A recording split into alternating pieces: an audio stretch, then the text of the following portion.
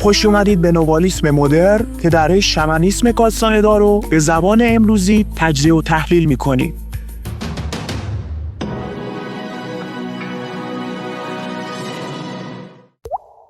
خب دوستان، تو این ویدیو هم قرار هستش که کماکان درباره مرور دوباره صحبت بکنیم و یه سری پرسش هایی که در این حوزه مطرح شده رو جواب بدیم. اما یک کم دیگه راجع به فرایند مرور واسهتون صحبت کنم که لارا باز فکر میکنم توضیح میده که در حین مرور دوباره ما اون رشته های کشتان انرژی رو در فضا زمان به افراد، مکانها و رویدادهایی که در حال بررسی هستیم گسترش میدیم. نتیجه اینه که میتونیم به لحظه لحظه زندگی خودمون برگردیم و چنان رفتار کنیم که انگار واقعا آنجا هستیم.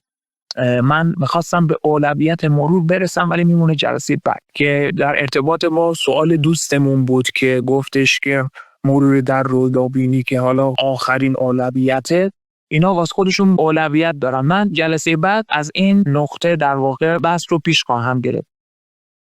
خب اینجا ببینیم چی گفتیم.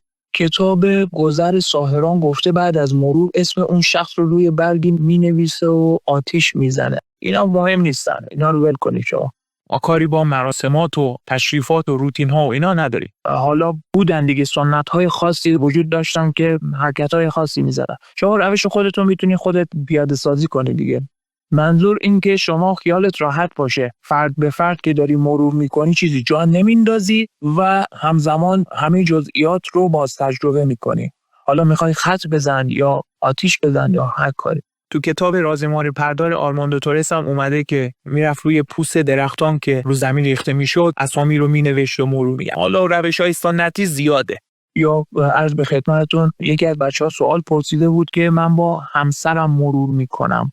نکته که وجود داره اینه که به هیچ وجه در مقابل هم قرار نگیرید حین مرور. چون شما با حرکت بادبزنی تنفس تارهای انرژی رو داری هدایت میکنی با قصد دیگه. چون گفتی مهم اون قصدیه که پشت تنفس میذاری و باید میزنی خاطرات انرژیت رو. اگر یکی اون جلو باشه این میره تداخل ایجاد میکنه با کالبد انرژی اون. میتونید در کنار هم قرار بگیرید، مثل همون مثالی که روی پرده تاریک خدمتتون عرض کردم. اون دوست شمن ما اینطوری تمرین میکنه. در مورد مرور و مراقبه در ایام ماه کامل پرسیدم. ببینید بچه‌ها، اولا که خود مرور دوباره هم یک نوع مراقبه است. در واقع مراقبه در ایام ماه کامل یکی از بهترین تمریناست، اما یکی از خطرناکترین تمرین ها هم هست.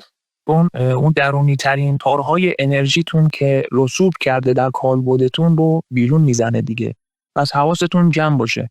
بازه زمانی 2-3 روز قبل از ماه کامل و 2-3 روز بعد از ماه کامل، این نیروی قمری ماکسیمومه. قرار شد برای متأهل‌ها راهکار ارائه بدید. کدوم بخش راهکاری بگید، دقیقاً سوالتون رو روشن کنید، چیش رو توضیح بدم. خب میدونید دیگه سلوک برای بچه‌های متأهل سخت‌تر از مجرد هاست. مجرد خودش در اختیار خودشه. حالا هر کی هم که میخواد داشته باشه کنارش خودش میدونه و انضباط خودش. اما متأهلین یه قضیه همفرکانس شدن هم دارن. دقت میکنید یعنی چی؟ قبلا هم گفتیم توی قضیه مبارزه ناوالیسم مقوله ازدواج هوش نداره مگر اینکه پارتنر خودش یک سالک مبارز باشه. ببین این قضیه چقدر مهمه. یعنی چی؟ یعنی اول بدون که طرف مقابلت کیه، تازه میخوای استارت بزنی مسیر معرفتت رو، مثلا خیلی هم نمیدونی اون شخص مقابل، اون پارتنرت اصلا تو این فازا هست نیست، برعکس فکر میکنه، چپکی فکر میکنه یا موافقه مخالفه. این قضیه عدم شناخت باعث میشه که شما توی مسیرتون با تزلزل پیش بری. این تزلزل اقتدار رو از شما سلب میکنه و در نتیجه نهایتا اصطلاحا میگیم که مسیر شما از هوش خارج میشه. مثلا مثال میزنم، فرض کنید یه دختر خانم یه سالک مبارزه میخواد با یه شخصی ازدواج کنه که اصلا ماتریکسی فکر میکنه. خب مثلا آخر هفته میخواد بره مدیتیشن کنه، شوهرش میگه نه بریم جشن مجلس نمیدونم پسرعموی بابام، حالا هر چی. خب ببین این تضاد رو نگاه کن. این باعث میشه که نه اون آقا بتونه اون روز تعطیل پایان هفتهش رو خوش سر کنه، نه اون خانم بتونه به انضباط خودش برسه. ببین هر دوتا متضرر میشن. این غلطه، خودتون متضرر میشید. هیچ شق القمری نیست، مسئله واضحه. این مثال رو زدم که مقوله همفرکانس شدن رو براتون توی مسیر مبارز یک شمای کلی ازش ارائه بدم که چقدر مهمه. وقتی که مجردی خیالت راحته، آزادی، دیگه خودت آقای خودتی، میدونی چیکار کنی چیکار نکنی. نیازی نداری درگیری بکشی که یکی دیگه هم همسو و هم فرکانست بکنی. متوجه میشی چی میگم؟ این خیلی نکته مهمیه. خودش انرژی زیادی به ارمغان میاره.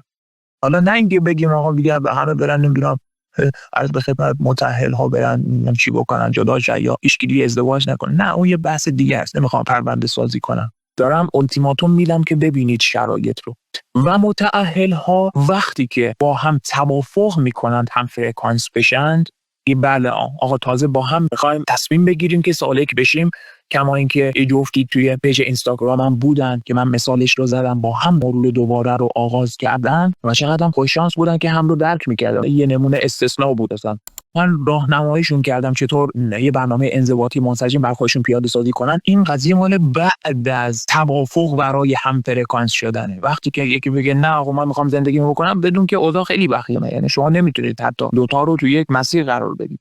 بنابراین فقط اذیت میکنه. با سالک شدن یا با لحاظ کردن انضباط عملی در کارهای روزمره فقط زندگی رو به بیراهه میکشی در این حالت.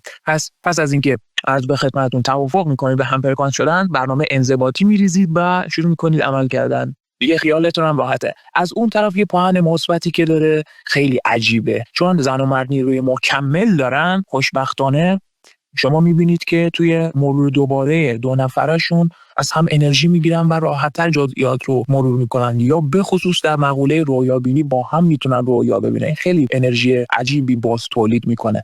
دلیلش هم به زهدان خانوم برمیگرده. یعنی برای آقایان که خیلی عالیه، ولی خب از اون بر هندل کردنش سخته ها. یعنی بهتون بگم به هر حال خربزه میخوری باید پای لرزش هم بشی دیگه. چرا جادوگران تولتک یه زمانی جفت‌های ناوال رو تشکیل میدادن و متمرکز میشدن روی این قضیه؟ به خاطر همین دوبل بودن انرژی مذکر و مؤنث. ولی خب به همون نسبت مسئولیتش سخت‌تره، سنگین‌تره و از این دست موارد. امیدوارم که خوب توضیح داده باشم، هرچند کامل نگفتم. حالا با برون ریزی‌های مرور چه کنیم؟ یه سری چیزا واقعا طبیعیه، اصلا نمیتونید کاریش کنیم. حتی مواردی داریم که تاول میزنه طرف بدنش رو، یا خون ریزی داره، به خصوص در مورد خانم‌ها، چون احساسات خانم‌ها خیلی عمیق‌تره دیگه. اصلا دیگه چیزای عجیب غریبی تو اونها هست. این دست موارد رو فقط باید تحمل کنید که توی حوزه الکترومغناطیسیتون در واقع باید یک درگاهی ایجاد کنی که اون تعادل بین شمای حاضر، من حاضر و اون منی که داره مرور میکنه ایجاد بشه، که دیگه خیلی تأثیر نپذیرید. مثلا چه میدونم یه خاطره از دست دادن یکی از عزیزانت رو داری مرور میکنی، اونقدر متأثر دیگه نشی اون چنان که واقعا تو اون لحظه تاریخچه شخصیت متأثر شدی، غم زده شدی و چه میدونم گریستی. دقت میکنی چی میگم؟ یه تکنیکایی داره که کاهشش بدی، ولی انقطاع رو من ندیدم.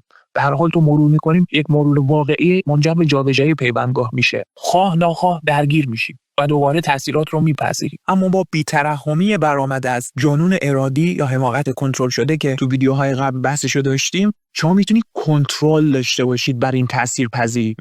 حواستون باشه.